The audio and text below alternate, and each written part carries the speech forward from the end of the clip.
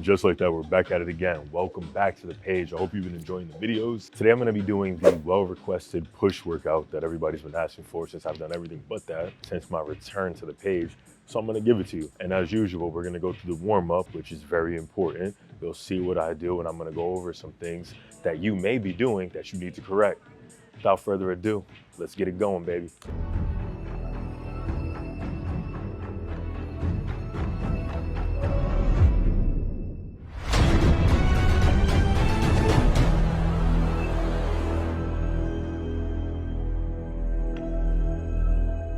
An important thing that you need to realize when doing any type of push workout or just any workout in general is your body mechanics. You know you have shoulder problems if you can't complete a swimming motion properly, swing your arm around, if you have to go and grab something and you need to extend to get it.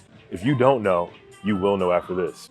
And I'm gonna let you know right now, after this video, you'll be that much more healthier as you'll bring longevity into your life, bones, joints, and muscles. I'm gonna show you an exercise that you do, and I don't know why you do it, and I don't think you know why you do it, but we're gonna get this figured out right now. So I have weights in my hand, and let me know if this is you. You're walking around doing this, thinking you're warming up. You're saying to yourself, oh, I feel my posterior delta activate. I can feel my scapulas move. Well, guess what? This is actually doing nothing. You are internally and externally rotating your shoulder, but this is just more dangerous than it actually is. Let me tell you why. The objective of this movement is to warm up your muscles, your ligaments, your tendon, and your joint. However, the weight is not in the proper position. The body is a lever, so you have to think of it like this. This is the weight, this is the fulcrum, and this is where the force is gonna be generated in this position. The closer the weight is to the fulcrum or your body, the easier it is to control. So when you move it out here, you now put yourself in a more compromised position. And in this case, since the load is impacting the fulcrum, which is your elbow, it's gonna compromise your shoulder and you're gonna injure it. In fact, you're not even activating the muscles that you need to be activating. But don't worry, there's a quick fix to this. Let me show you what exercise you can do. So we're still gonna be working on external and internal rotation of your shoulder joint. But now check this out. I'm gonna use a resistance band for this, and the difference is that the load is pulling you within the range of motion that you're trying to warm up in.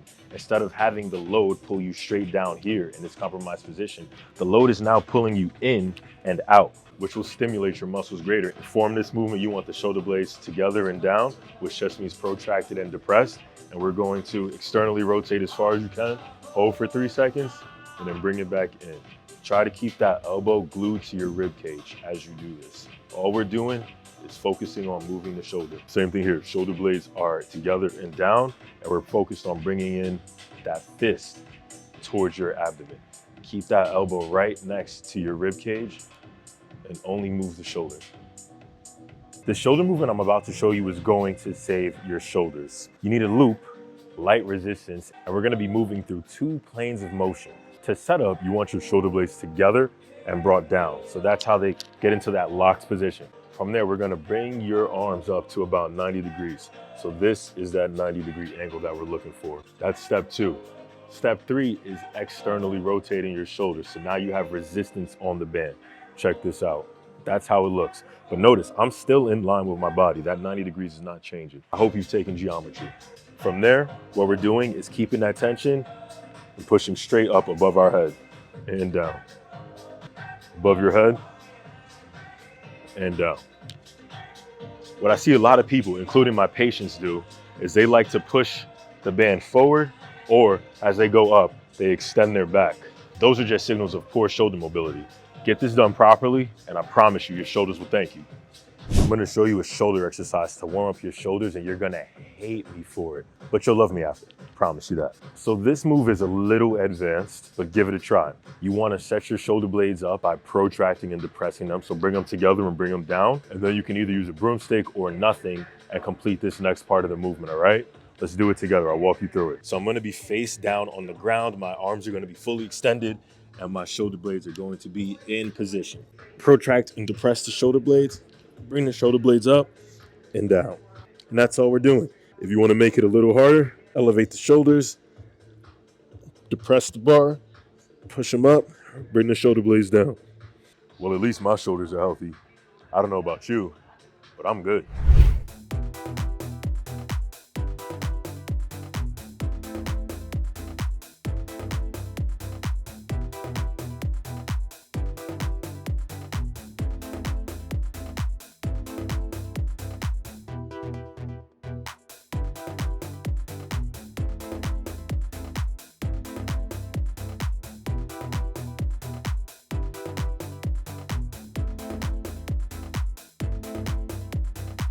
Today, the theme of this workout is time under tension. And since I want to maximize the amount of tension that I have in the muscle, I'm going to start with a machine exercise before I get to lifting heavier and having my form compromised early and just burning through all the energy that I have. I've seen a bunch of you use the chest fly machine incorrectly, and those days end. First, you want to make sure that the seat position is high enough. You want to have your arm only have to go directly straight out. You don't want to have to grab below you, and you don't want to have to grab above you. Your arm should be in line with your chest for this entire movement. After you get that figured out, you need to have a quick geometry lesson. So first, you want to start with your arm straight. I'll use this arm as an example. So this is 180 degrees. We want to bend it a little bit to about 165, and you want to keep it there, all right? So from here, now that both of those arms are in position, bring your scapulas together and bring them down. So now you can use that as a platform for you to push back into as you're going to be pushing forward. And you'll see what I mean in a second. So the movement is going to be with your shoulder blades in place and your elbows locked in. Expanding your chest and closing. Expand and close. And a pro tip is after you expand, you want to push back into the chair as you're bringing your arms together. So you're pushing these together as you're pushing back into the chair. Your chest is going to activate and it's going to be on fire. Let's get these gains. It's critical that I fully expand and contract. Fully expand and contract. I want to feel my chest activate through the entire movement. I don't only want to feel it as I'm pushing my arms together. I want to feel it as I'm separating them as well. Because the muscle goes through 3 phases, don't forget. The concentric, the isometric, and the eccentric. And named easy we trust, and may the gains be with you. So I'm on my last set right now, and I don't even know if I can get through this. I feel like every repetition is going to be a struggle, and this is just the first exercise, but that's what time under tension does. It rips that muscle down so new blood can come in, and you can get those gains that you so desperately want. Ooh. I don't even know how many I did, but this is just a warm-up anyway. All right, this next exercise is gonna change the way that you bench. There's a couple things that I need you to look out for. One, the tempo. Notice as the bar slowly descends to my chest, I pause and then I push it back up. Now you wanna push it back up with as much force as possible, but after time you will get fatigued. So every time that you do push it up, it will look slower and slower and slower, as you'll see in the video. The next thing that I need you to pay attention to is that when I bring the bar down to my chest, I'm not having the bar just rest on my chest as if this is a break period. No, I'm fully eccentrically contracted and I'm controlling the bar, I'm holding it there. And if you don't, it will crush your rib cage. So make sure that you are careful of that and make sure that you're using a weight that you can use. And if you're nervous, then just use a spotter or use a Smith machine. What we're doing here is keeping time under tension. So we're doing the eccentric slow. We have the isometric, which is slow, and then the concentric, which is power, but will eventually turn slow. Let's tear those muscle fibers. Let's get these gains. If you're looking for a way to further increase the damage done to your muscle tissues of your chest, try this out. So what I'm gonna be doing is using a lighter weight than normal because I wanna control this so I can have time under tension. And I'm going to slowly descend down to my chest, pump up to about halfway, come back down to my chest, and pump all the way up and do a full rep. So again, I'm gonna slowly descend till I'm down to my chest, do a partial rep, come back down, and then do a whole full rep.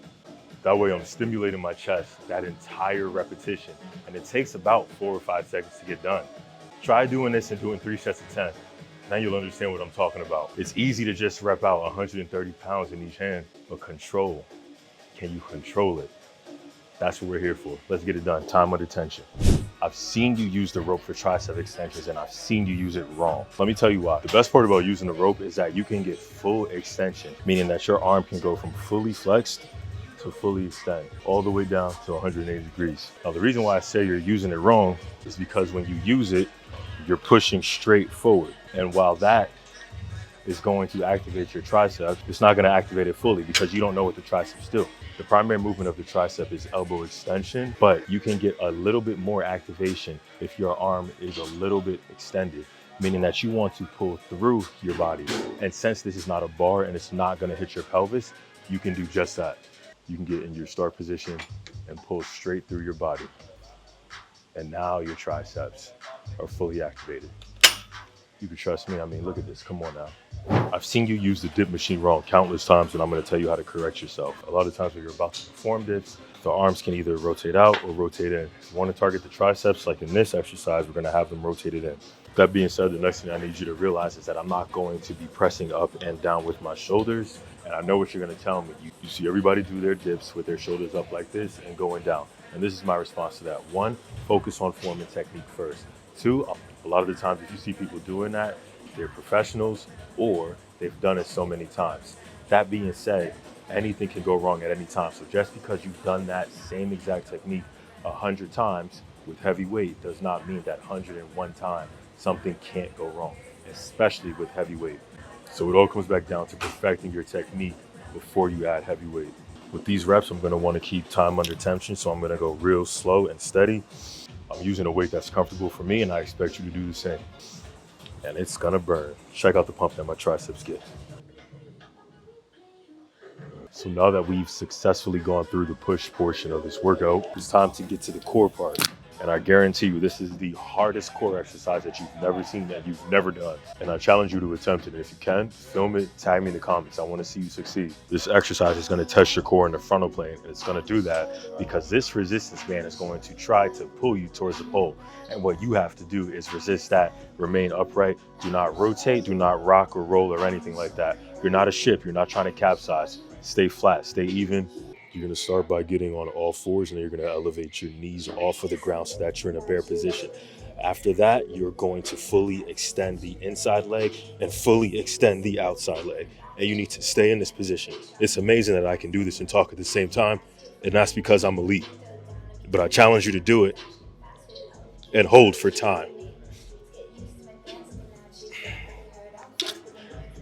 And then switch sides. I just had to take my shirt off because it was getting a little bit too heavy. But as always, I hope you guys enjoyed the workout and learned a couple things along the way. We really pushed ourselves, and I know I'm going to feel this tomorrow. If you give this workout a try, let me know and tag me in the comments. Let me know how you feel.